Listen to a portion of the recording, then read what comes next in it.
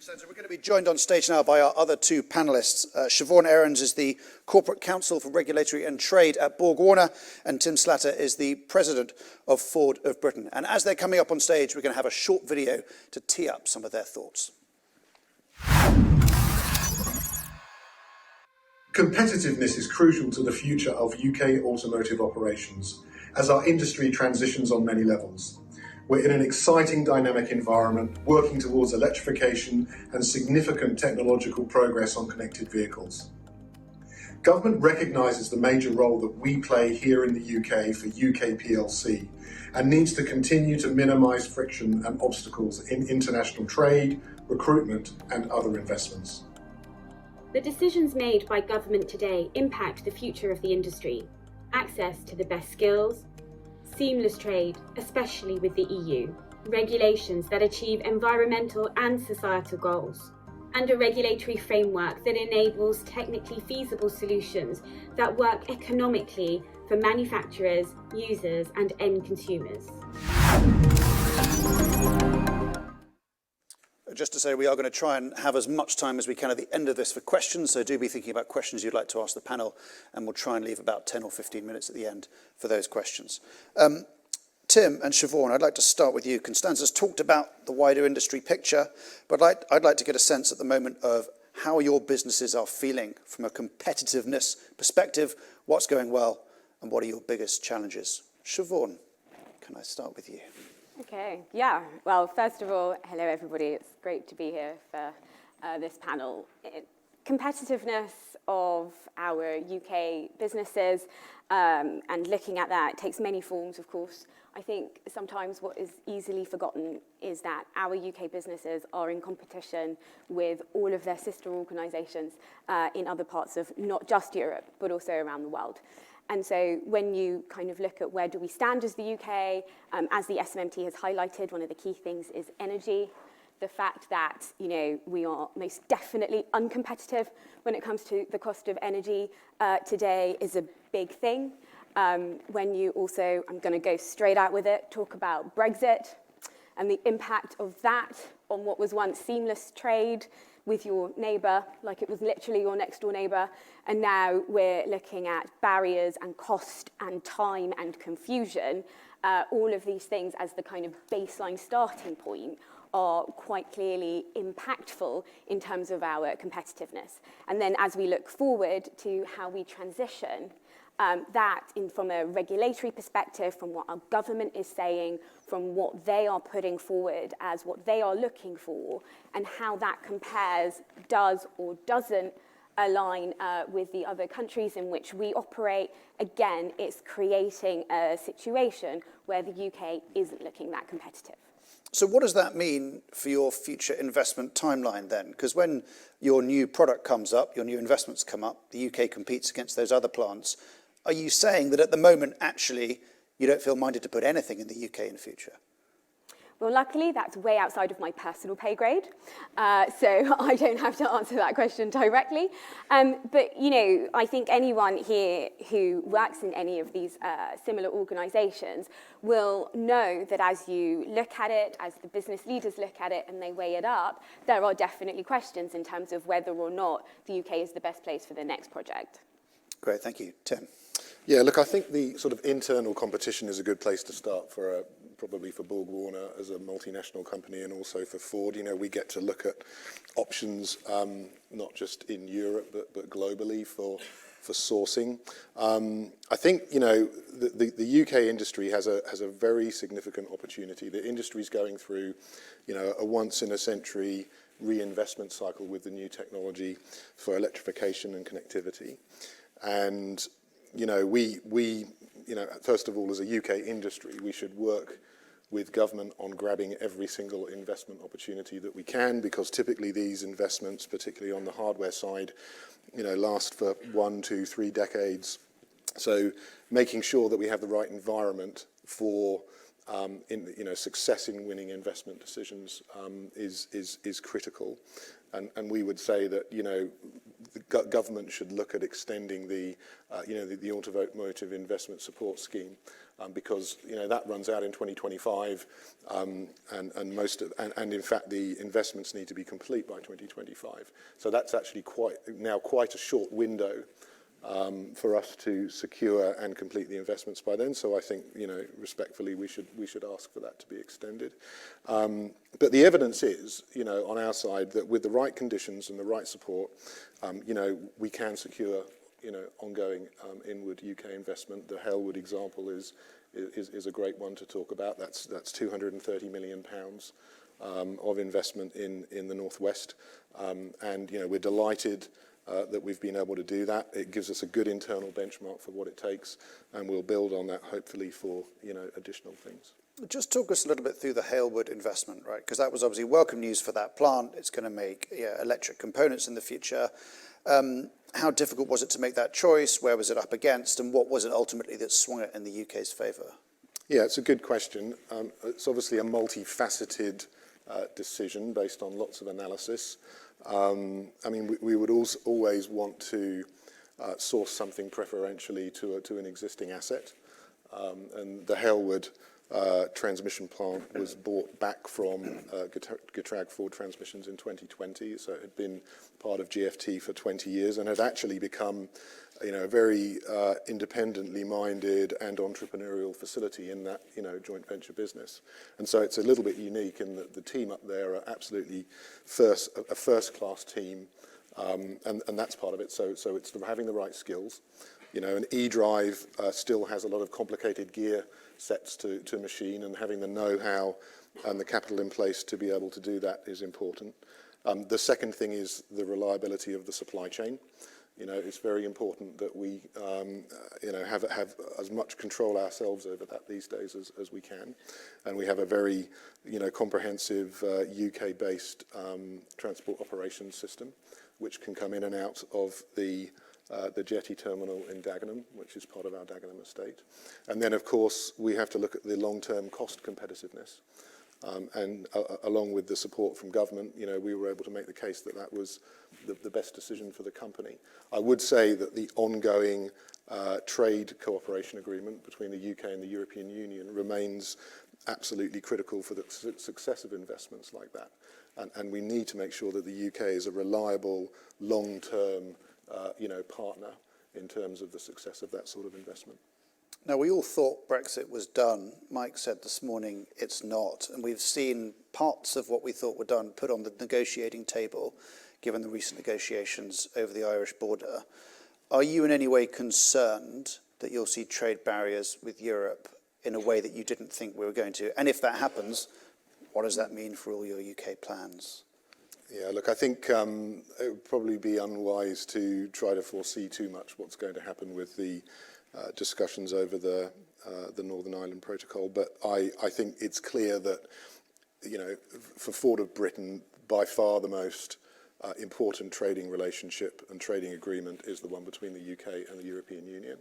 And I hope that doesn't become a kind of a negotiation point in any negotiation that we might have with the European Union, because it's very important that multinational investors know that, if they invest hundreds of millions of dollars, that there is a clear return on that investment, and trade barriers, tariff and non-tariff, are extremely, unhelpful.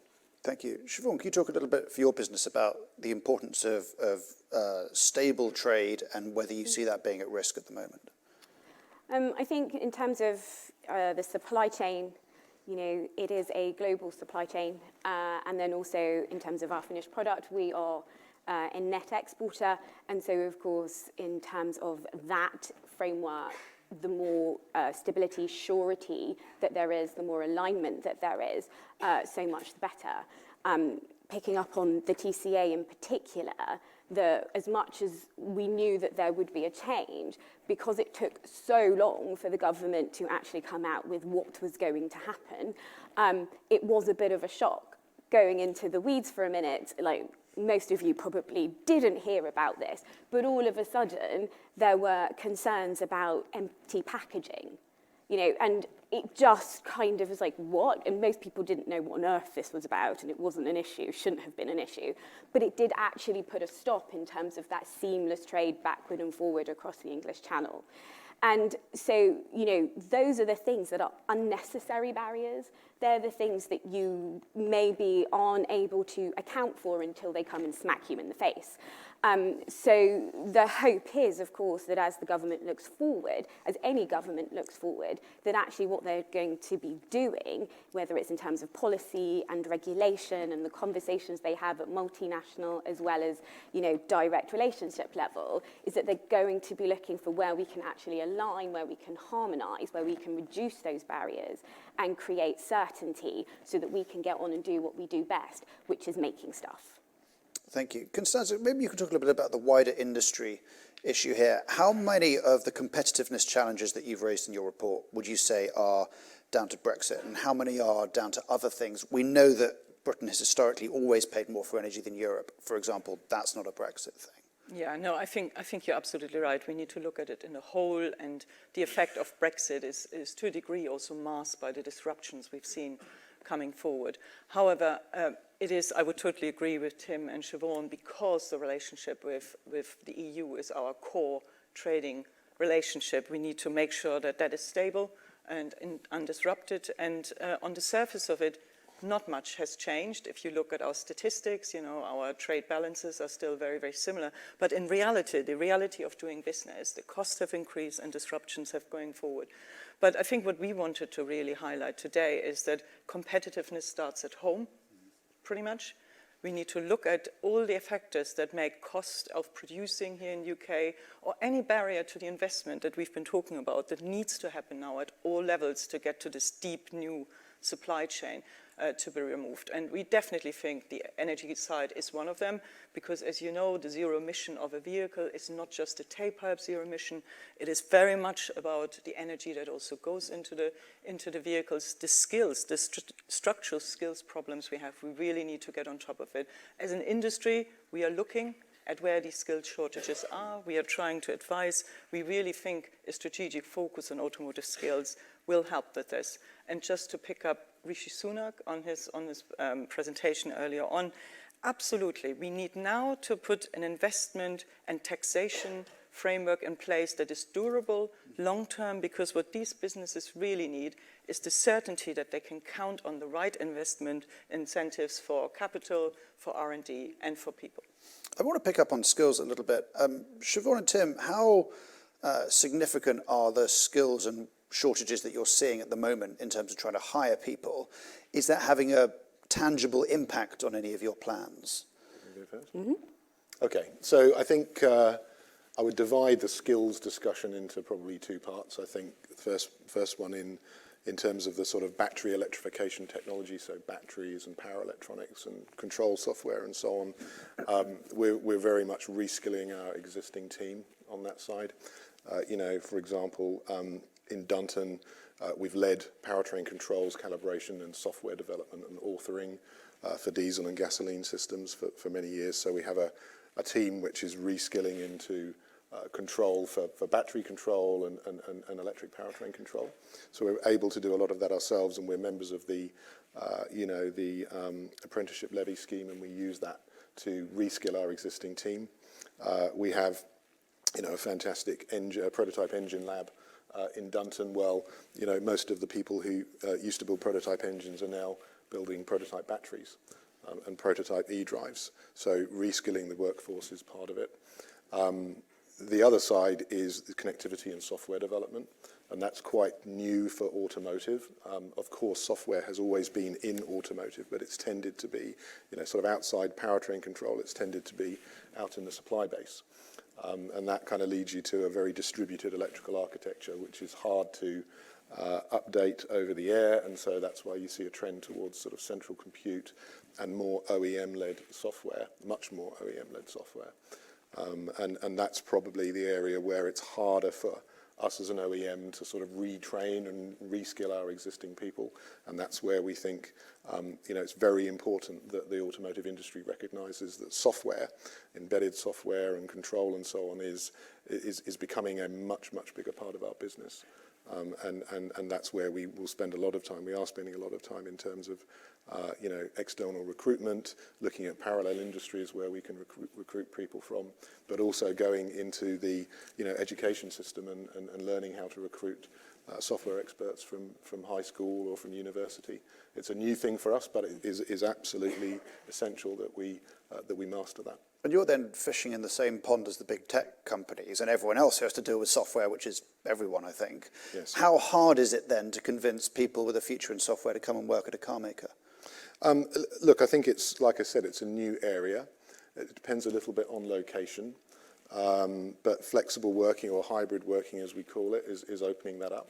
And I would say that, we've got experience now where people are applying to Ford, particularly in this sort of tech heavy space. One of the things they ask is, can I work remotely and how much am I allowed to work remotely? And I guess one of the outcomes of all the lockdowns and remote working from the COVID pandemic is that we have been forced to learn how to do that. It's surprising actually how successful we've managed to be as a business over the last 2.5 years, despite a lot of the workforce being remote. And so we're a lot more comfortable with that, and we can offer that flexibility to people, and that's a really key thing in terms of recruitment. And just one more thing on skills before I go to Siobhan. You said you've got people building prototype engines, you've got to build prototype batteries. Yes. You also have quite a lot of people in the UK who build non-prototype engines. How many of those do you think realistically will be able to be reskilled in the future to build something electric? Well, I think, first of all, I'd say that, our engine production operations are based in Dagenham. Dagenham is an essential part of our commercial vehicle industrial pillar. We've announced that we will, continue to invest in advanced clean diesel solutions for our commercial vehicles, and that, those investments will run for many, many years. We, of course, will look at reskilling as and when the opportunity arises or when the need arises. But for the time being, we've got a very strong demand for diesel. We're the market leader in the UK, and we get to see that our customers are going to have a strong demand for diesel alongside full battery electric commercial vehicles for many years to come. Dagenham is also the site for our transport operations that I mentioned earlier. That's a very important strategic asset for us. We have other partners joining the Dagenham estate. We have upfitting partners, Venari and MSRT as well. We're looking at other things at the moment, and of course, with our social partners, we will continue to discuss that. So I think that the future of Dagenham, the future of engine production, is very secure indeed. Thank you. Siobhan, the two issues I'd like you to comment on then. One is skills, and the other is heavy goods vehicles as well, which I know you're also involved in. Yeah, so as we look forward to transition away from legacy ICE, it's really important from a regulatory perspective that it is technology neutral to achieve those goals of zero CO2 impact. And we really need that framework there in order to actually make the transitions as a business from where we are to where we can be.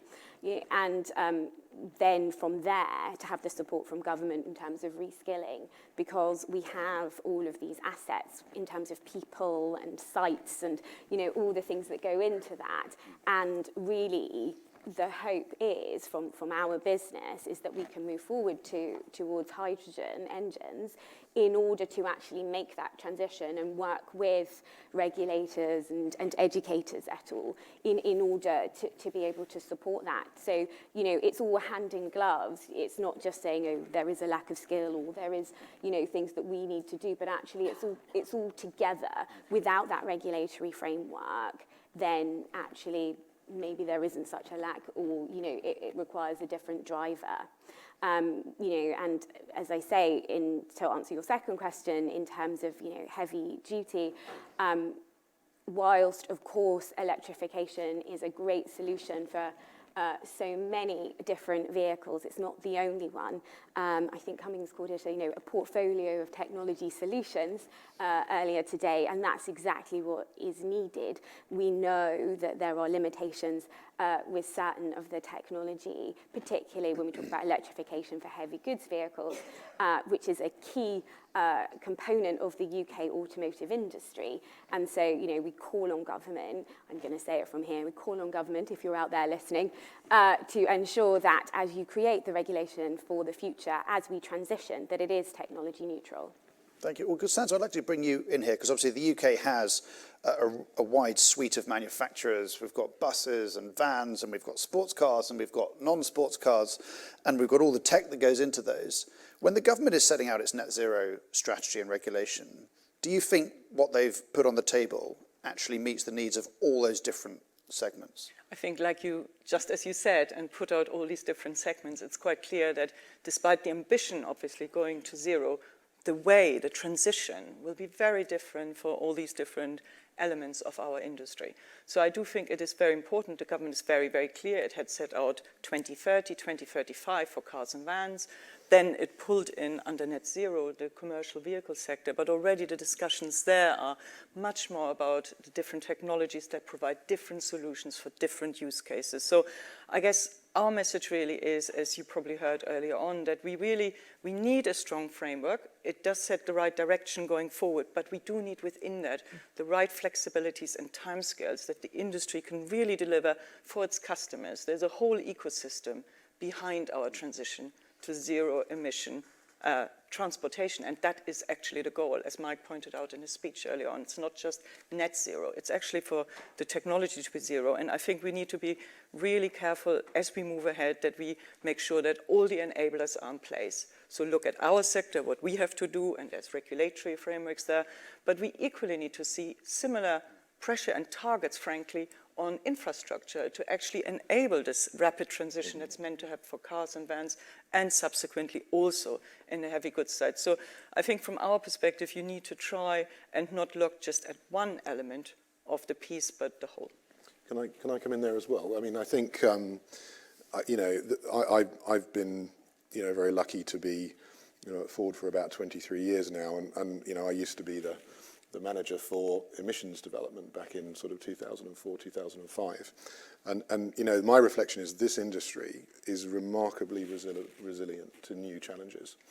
We've gone from Euro 1 all the way up to Euro 6 and then, shortly to Euro 7. We've met, much tougher safety standards. We've figured out how to deliver CO2, but the thing of overriding importance in all of those cases is like a good long-term plan so that industry can allocate the right capital to the right development projects, to the right capital investments. It's when things start to chop and change in a short-term sort of planning horizon that it gets very expensive, it's very disruptive. So I would say, it almost doesn't matter what the challenge is, but just make sure there's time and the right support to get there. And so how difficult is it for you at the moment that we don't know what's going into Euro 7, we don't know what the 30 targets will be, the European Union today are debating what the 35 targets are going to be, if clean fuels are in those, if they push to 2040. There's a lot of uncertainty still out there in the rules. How hard does that make it for you today in the decisions you're making? Yeah, look, it makes it harder. We'll have to see what happens with Euro 7. I imagine the UK will follow the European Union, but we'll have to see. It would be nice if that could be completely clear.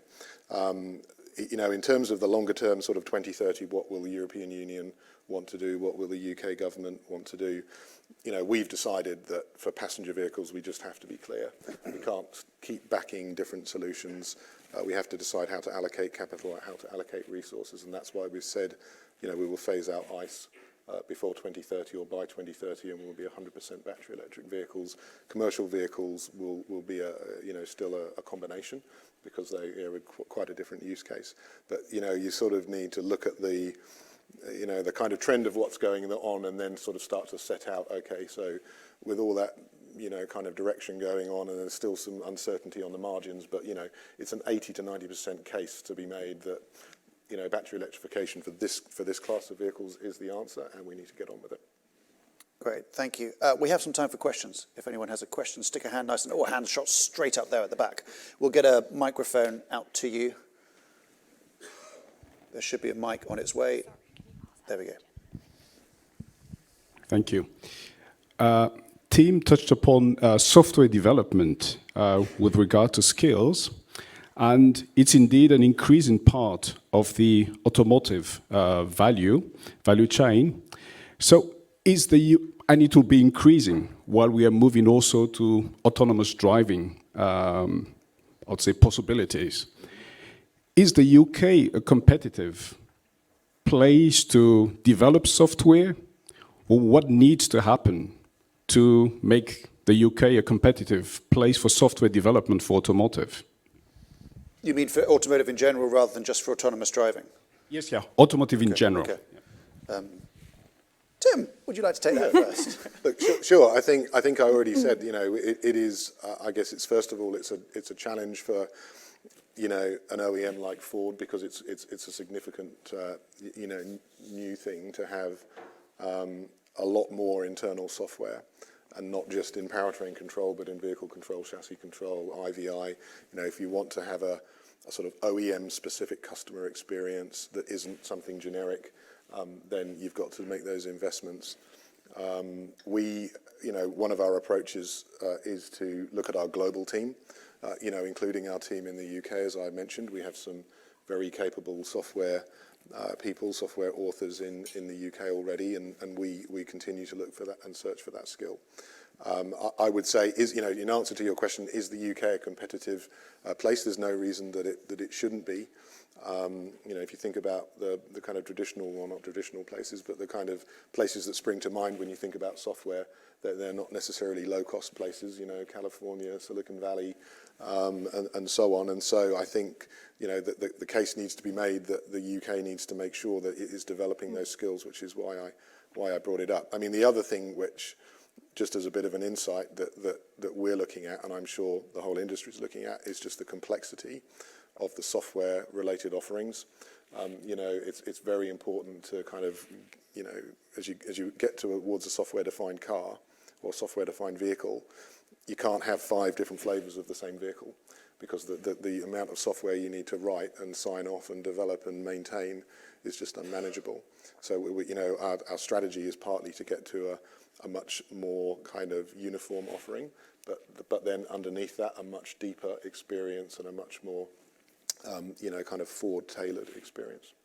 Thank you. I think if I could come to Bonji's question, I think it's totally timely to ask that question, because the work that I highlighted earlier on that's happening in the Auto Council, looking at skills, you would expect, because we've talked mostly today about electrification, it would all be just about the skills you directly would address in that space. But it is actually digital engineering skills, the opportunities that are there from software later in future mobility services and others that are coming forward. So digitalization is a huge part of that story, not just the electrification side, because they're mutually helping each other. So are we competitive? Probably not. Otherwise, we wouldn't have identified it. But do we need to move in that space? Do we need to be competitive to the graduates of the future? Absolutely. And I think the companies are waking up to that challenge. Yeah, I mean, I was very lucky to work for the company in China for 8 years. In fact, we came back last year. And the thing that you kind of learn in that environment is that battery electric vehicles are about so much more than just an electric powertrain.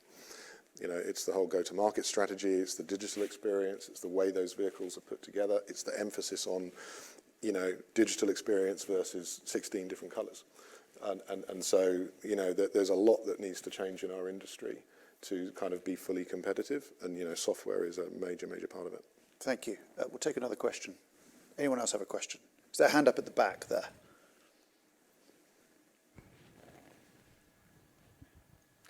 Hi, my name is Manu Varghese. I work at EY. Last month, I think Jim Farley, the global CEO of Ford, talked about non-negotiated pricing and a move to agency model, etc. How do you think that new direction for the auto industry is going to drive competitiveness for Ford and for the industry in general? Because there's going to be a reduced role for dealerships. It sounds suspiciously like another question for you, Tim. It does, doesn't it? Yeah. Look, I think it's partly related to what I just said. I think we've had a model where there's a lot of negotiating in buying a new vehicle, and that's been fine. But I think You know, what you're seeing is the new entrants to the segment are offering a much simpler go-to-market strategy. You know, you can go online and in 5 clicks you can order a car. You're not worried about, you know, not getting the right price or not negotiating it well enough, and so it's a much more straightforward transaction, and it is preferred by customers. And I think you know, it's a direction that the industry is going in, and I think you know, I've seen that in China. It's very different. You know, you have go into a very nice shopping centre, and you sort of look at an example of the vehicle that you're going to buy, and you scan a QR code and go home and order it. And it's completely straightforward.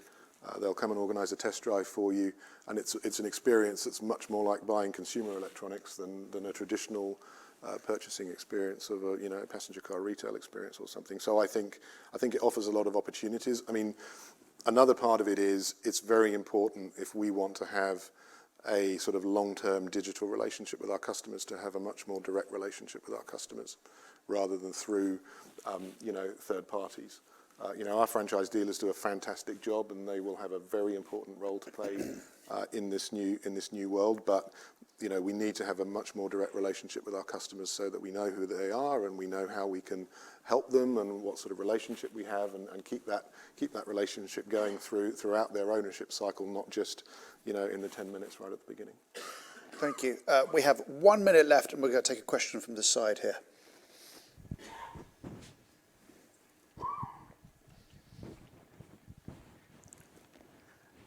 My name is Dev Sharma from Global Tech Catalysts Limited. My question is, are the competitive challenges similar or dissimilar for OEM versus tier ones? Konstanze.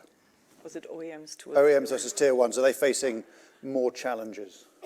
Obviously, ultimately, they're in the same business, but yes, they are different, absolutely. It depends on where the supplier sits, and we are trying to look at, as an industry, at how we can help with the transition. As I tried to say earlier on, some business models will continue, but others will need to find a way of pivoting and finding new ways of moving forward. OEMs, as you can see, as you saw today already, with all the different trajectories that the different CEOs have presented to you, they clearly have a different path to look at. They are looking at their competitors globally and adapting accordingly. So yes, there are different pathways going forward for suppliers and OEMs, but ultimately, I think here in the UK, which is where we want to look at competitiveness, it is hugely important that we invest in having the anchors of the investment of vehicle manufacturing here, as well as growing, maintaining our supply chain. So we can't just pick one set of problems and not the other. Competitiveness issues we identified apply across the board. Thank you. Siobhan, do you want to add anything to that before we close? Of course, there are differences. You know, as a tier supplier, you're much more focused on what it is that you are doing, you know, what you're manufacturing. But there are also those things that we all touch upon, you know, the cost of energy, logistics, the, you know, rules of origin and free trade agreements. And that's where our strength as a UK industry works, by actually working together, by making sure that automotive stays at the forefront of, you know, as we're looking at these things in terms of whether it's the regulatory side or the discussions or the investment that is available. So yes, individually there are differences, but I think overall there's a lot that actually we are stronger by doing together. Thank you very much. I'm afraid we're out of time. Sorry if we didn't get to your question.